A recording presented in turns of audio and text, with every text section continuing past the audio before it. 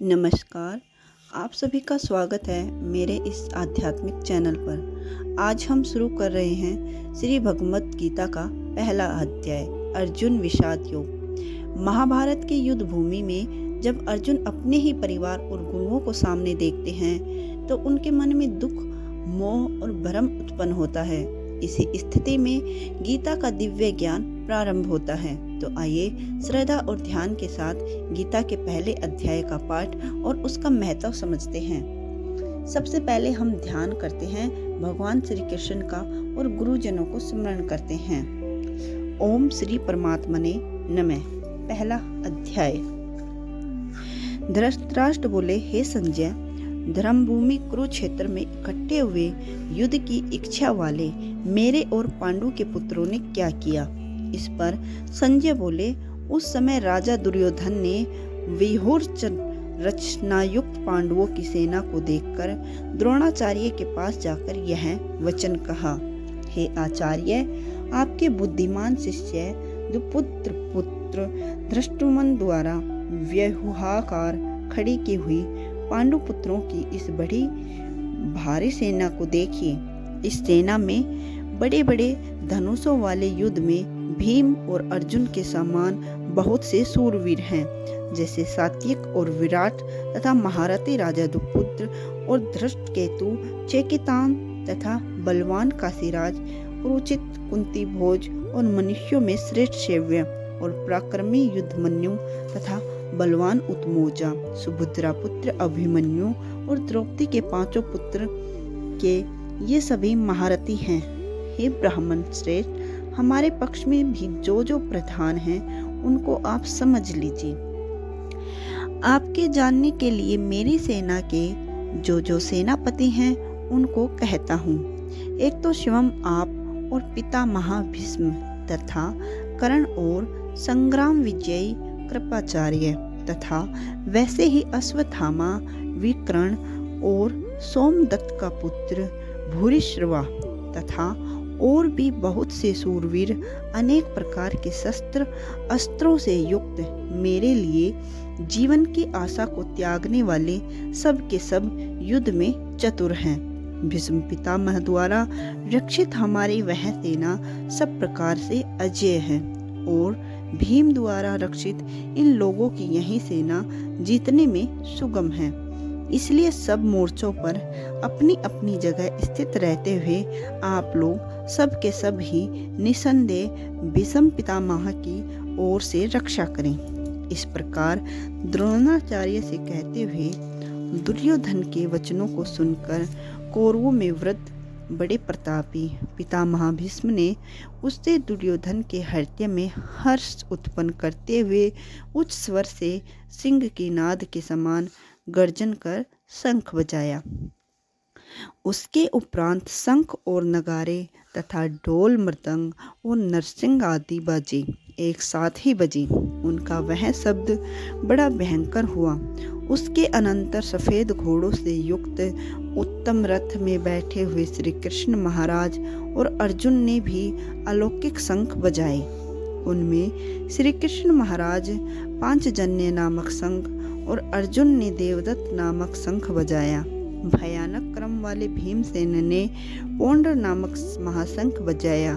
कुंती पुत्र राजा युधिष्ठिर ने अनंत विजय नामक शंख और नकुल तथा सहदेव ने सुघोष और मणिपुष्पक वाले नाम का शंख बजाया।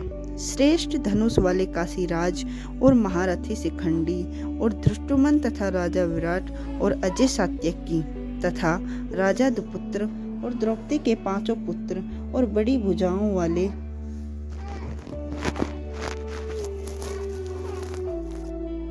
सुभद्रा पुत्र अभिमन्यु, इन सब ने हे राजन अलग अलग शंख बजाए।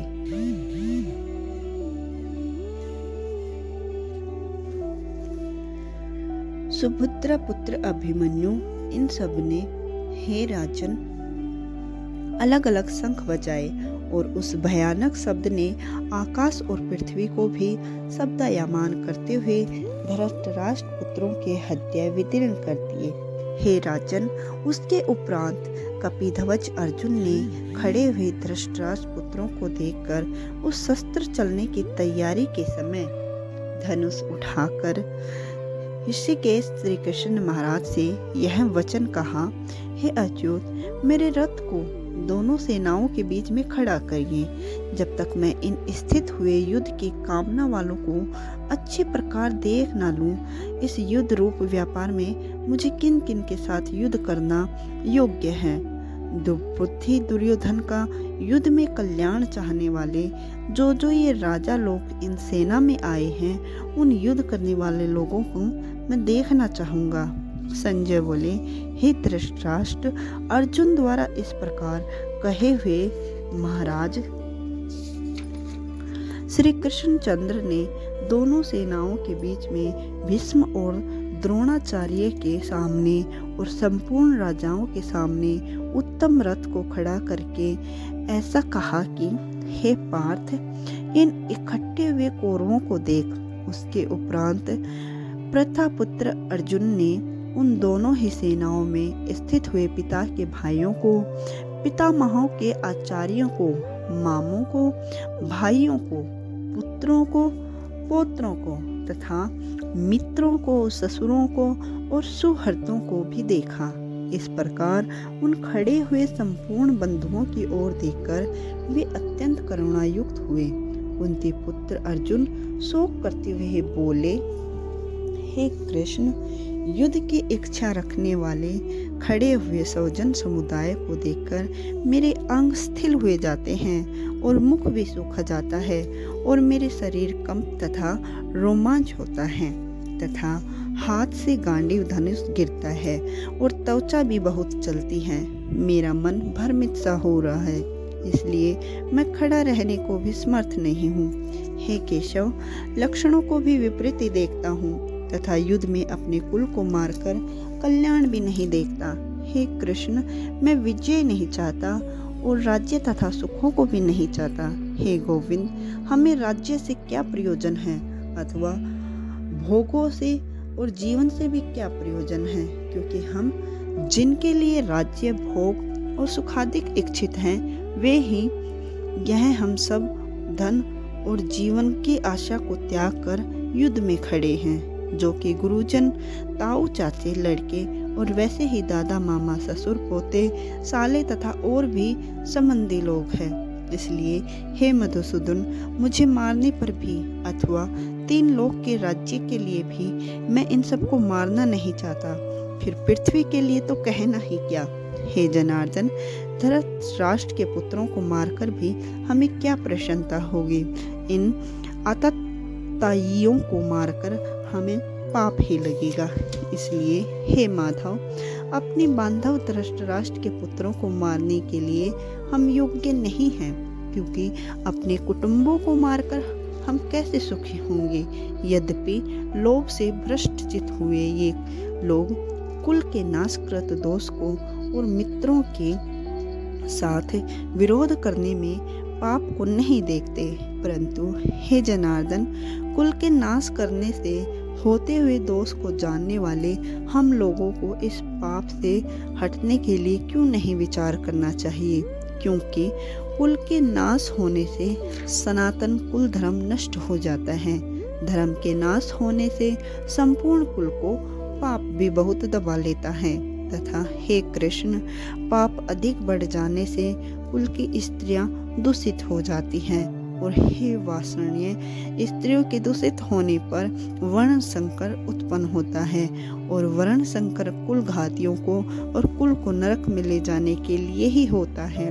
लोप हुई पिंड और जल की क्रिया वाले इनके पितर लोग भी गिने जाते हैं, गिर जाते हैं और इन वर्ण संकर कारक दोषों से कुल घातियों के सनातन कुल धर्म और जाति धर्म नष्ट हो जाते हैं तथा हे जनार्दन, नष्ट हुए कुल धर्म वाले मनुष्य को अनंत काल तक नरक में वास होता है, ऐसा हमने सुना है।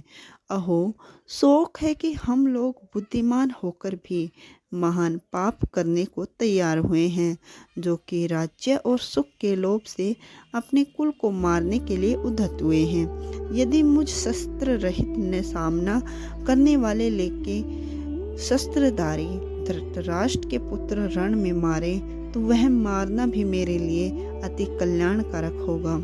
संजय बोले, रणभूमि में शोक से उद्विग्न मन वाले अर्जुन इस प्रकार कहकर बाण सहित धनुष को त्याग कर रथ के पिछले भाग में बैठ गए हैं। इति श्रीमद् भगवत गीता रूपी उपनिषद एवं ब्रह्मा विद्या तथा योग शास्त्र विषयक श्री कृष्ण और अर्जुन के संवाद में अर्जुन विषाद योग नामक पहला अध्याय संपूर्ण हुआ। तो दोस्तों, यह था श्रीमद् भगवत के पहले अध्याय अर्जुन विषाद योग का सार। इस अध्याय में हमने देखा कि अर्जुन कैसे मोह और दुख में उलझ जाते हैं। यही स्थिति हमें जीवन में कई बार अनुभव होती है, लेकिन यही भ्रम और सवाल के आगे चलकर सच्चे की ज्ञान की ओर ले जाती हैं। अगर आपको यह वीडियो पसंद आया हो तो इसलिए लाइक करें और चैनल को सब्सक्राइब जरूर करें। धन्यवाद। जय श्री कृष्ण।